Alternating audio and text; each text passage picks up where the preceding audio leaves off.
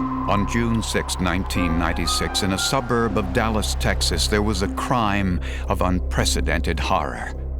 An intruder entered this home and attacked 2 young children along with their mother. Police hoped that science would lead them to the assailant. My babies are dying, they're dead! Oh my God.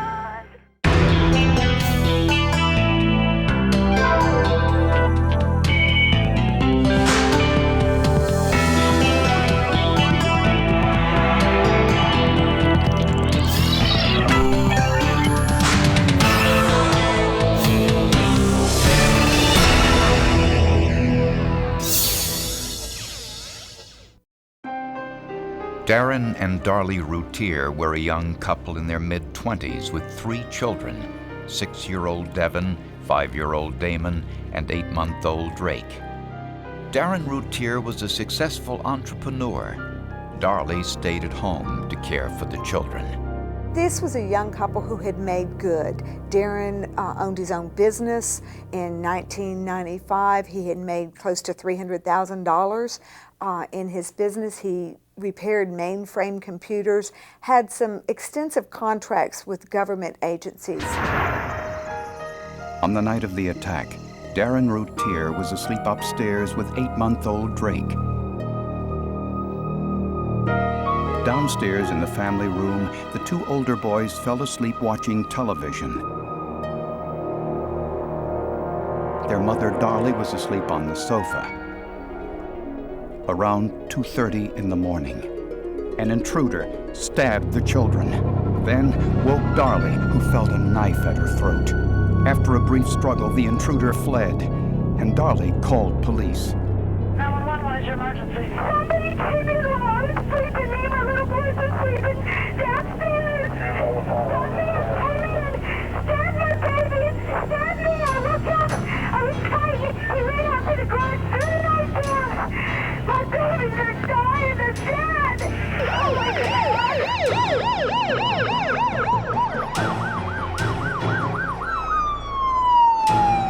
When paramedics arrived, 6-year-old Devin was dead. 5-year-old Damon was barely alive, but he died en route to the hospital. Darlie was taken into surgery to repair her neck wound, which missed her carotid artery by only 2 centimeters. She also suffered a stab wound to her arm. Paramedics noticed that Darlie's panties were missing. When I asked her if she thought she'd been raped, her answer to me was, well, when I woke up, I felt some pressure down there. That was her answer. But a rape test was negative. Darlie described the assailant as a white male about 6 feet tall, wearing a black shirt, jeans, and a baseball cap. A screen in the Routier's garage had been cut. Darlie said the intruder dropped the murder weapon onto the floor as he fled. In the alley, 2 houses away, police discovered a bloody sock. The motive did not appear to be robbery.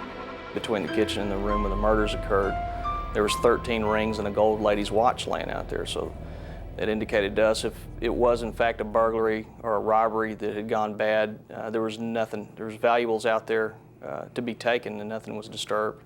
Now we don't know why. Now we know that this is a sick individual that took absolutely nothing from our house, but took the 2 most important things that were important to us away from us. The most prominent evidence at the crime scene was blood. Forensic scientists hoped the blood spatter pattern would tell them more about these horrific murders. When police examined the murder scene, it appeared the assailant entered the Routier home through a screened window in the garage. Darlie Routier said she was asleep when the intruder murdered her 2 boys. Darlie woke when she felt a knife to her throat. There was a struggle, and the assailant fled through the garage. Darlie said he dropped the murder weapon onto the floor on his way out. Darren Routier said he was asleep upstairs with 8-month-old Drake and woke when he heard glass breaking.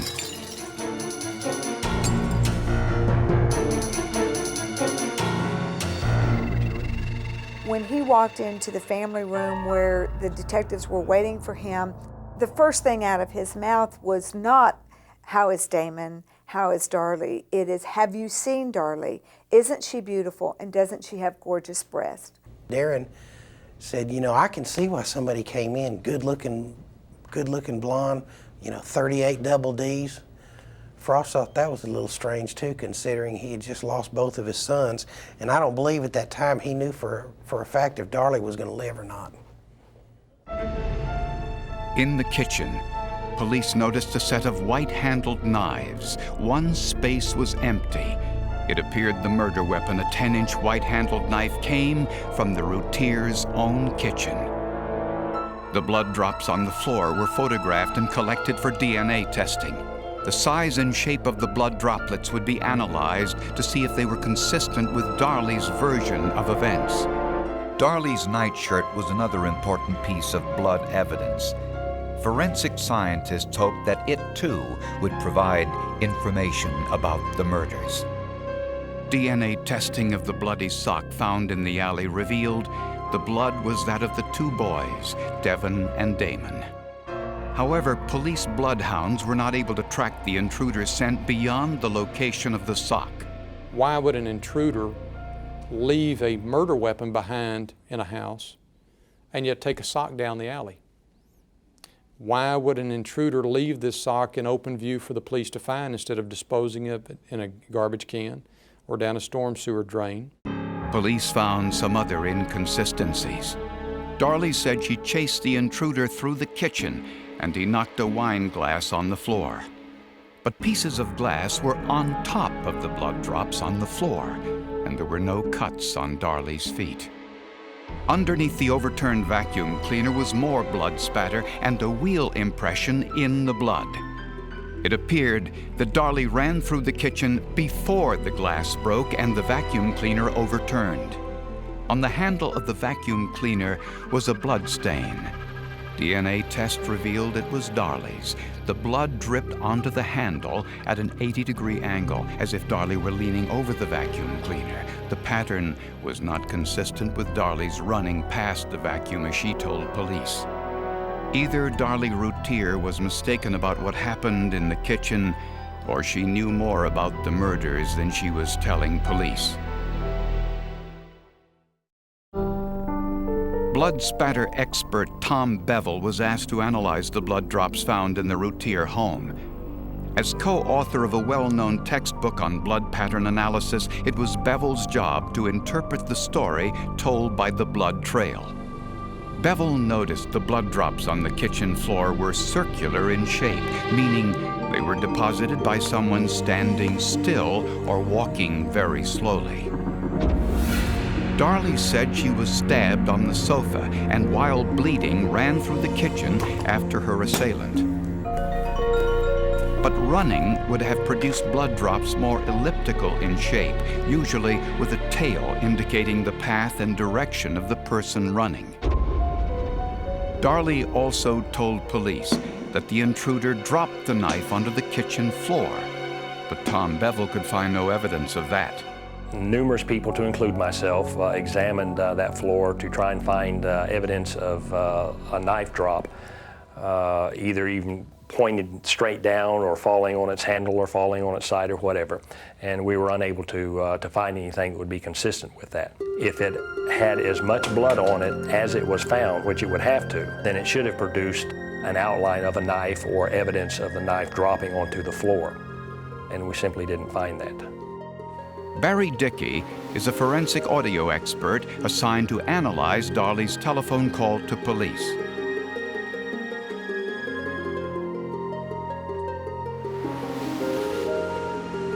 In order to conduct his analysis, DICKEY isolated Darlie's voice by eliminating all of the background noise. Somebody came in while I was sleeping. Me and my little boys were sleeping downstairs. Somebody came in, stabbed my babies, stabbed me. I woke up. In my opinion, Darlie had moved from at least 3 different rooms in the house. And these rooms were moved in a very rapid fashion, and she did not stay in any one of the ambiances very long. But if Darlie walked briskly in between rooms, this contradicted her story to police. When police interviewed Darlie after the murder, she was holding a wet towel to her neck wound. Police wondered if the towel had been used to clean up blood before they arrived. To find out, investigators used luminol, a chemical that glows when sprayed on an area where blood has been removed. Once we darkened the kitchen down and applied the luminol, we were able to see footprints there in front of the sink, which kind of made the hair on the back of our neck stand up. The footprints in front of the kitchen sink were Darlie's. On the cabinet beneath the sink, there was visible blood, and luminol revealed that more had been cleaned up before police arrived. The blood evidence in front of the sink indicated to us that someone had bled, had stand there in front of the sink for a significant amount of time bleeding and not moving around. There was blood drops on top of blood drops in the floor in front of the sink. DNA testing revealed the blood belonged to Darlie. Prosecutors suspected that it was here where Darlie cut her neck and arm. If there was an intruder and he came in without leaving any evidence of walking through there. Also on the carpet was an unusual blood impression, the distinct outline of the murder weapon. The heavy line of blood near the tip of the blade told forensic experts something important about the killer.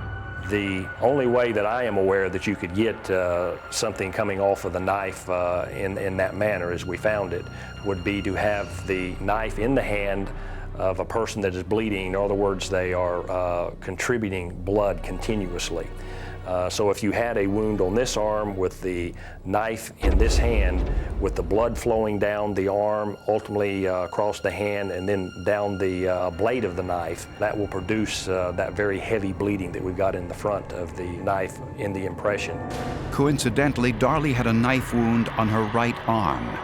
DNA tests revealed that the blood was that of both Damon and Darlie, and not that of an unknown assailant.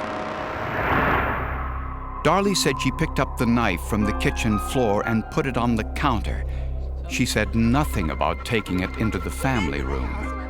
No bloody trail, no fingerprints, no trace of a suspect. I mean, Peter Pan came down the chimney maybe and committed the murder, but or Tinkerbell or somebody. But we have no evidence of anyone coming through the window, committing the murders and leaving. Police were now convinced that there was no intruder in the Routier home on the night of the murders. Just 8 days after the murders, the Routiers celebrated what would have been Devon's 7th birthday at the cemetery. Family members invited a local television news crew to attend. Happy birthday, dear Devon. If you knew Devon and Damon, you would know that they're up in heaven, and they're up there having the biggest birthday party that we could ever imagine.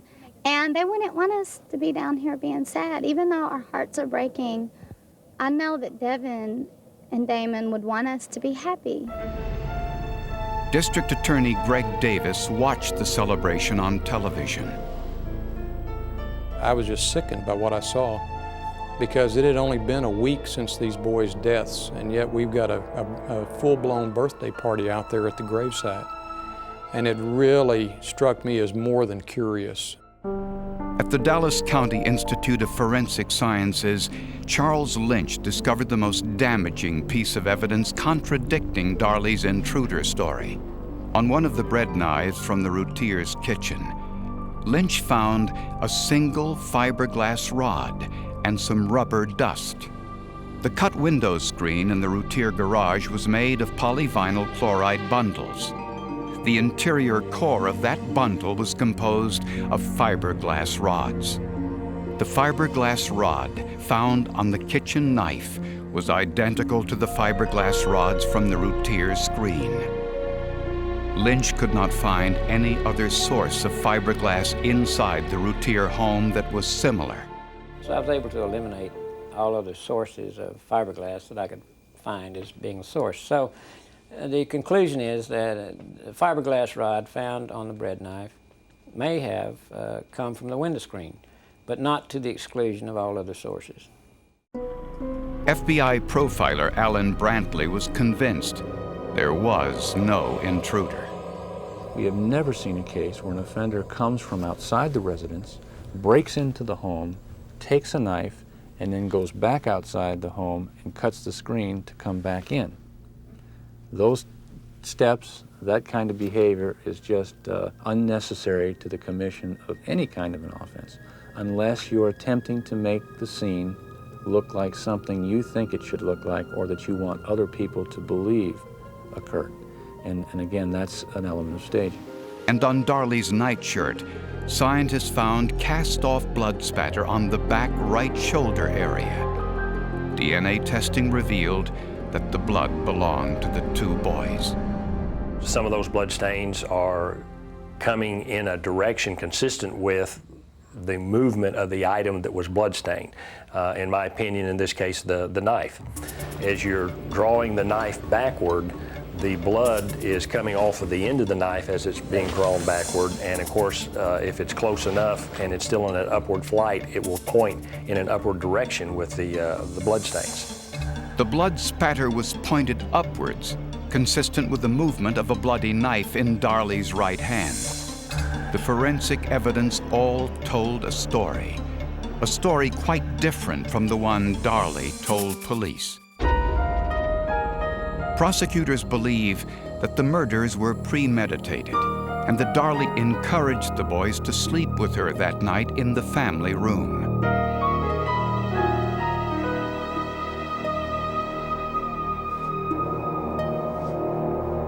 Sometime after 2 a.m., Darlie took a bread knife from the kitchen and cut the screen in the garage.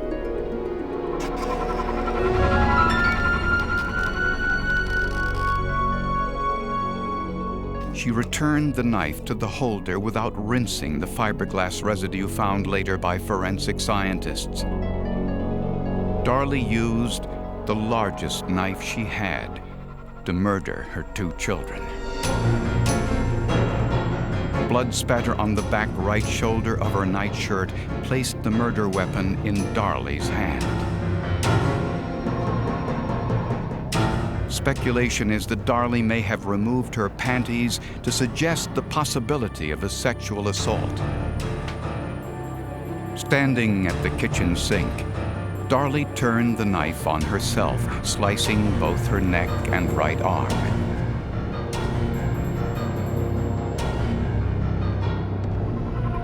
Then something unexpected happened. 5-year-old Damon was still alive, crawling through the family room. He was stabbed 2 more times. The knife impression on the carpet was caused by blood from her arm wound as it dripped over the tip of the knife.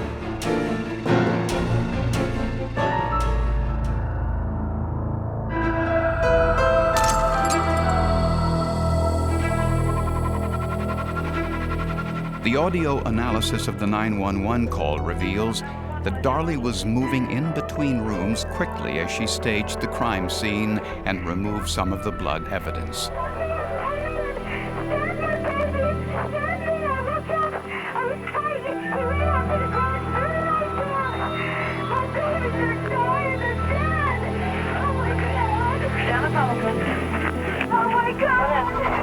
But Darlie's attempt to mislead investigators failed. It's hard to explain it, but these kids were in her way. They were in the way of her lifestyle and her ambitions and what she wanted to do. And she simply made a decision that those children would no longer be in her way. Darlie Routier was arrested and charged with the murder of her 2 sons. Darren Routier denied he was involved, and no charges were filed against him. Patricia Springer described the possible motive in her book, Flesh and Blood. There is no one reason why Darlie Routier did this. It is a combination of things. It had nothing to do with money. It had to do with the multiple births, with the total responsibility. We've learned since then that Darren really didn't help a lot with the children. they painted this picture of the perfect family and how great they were, and everything they did was as a family.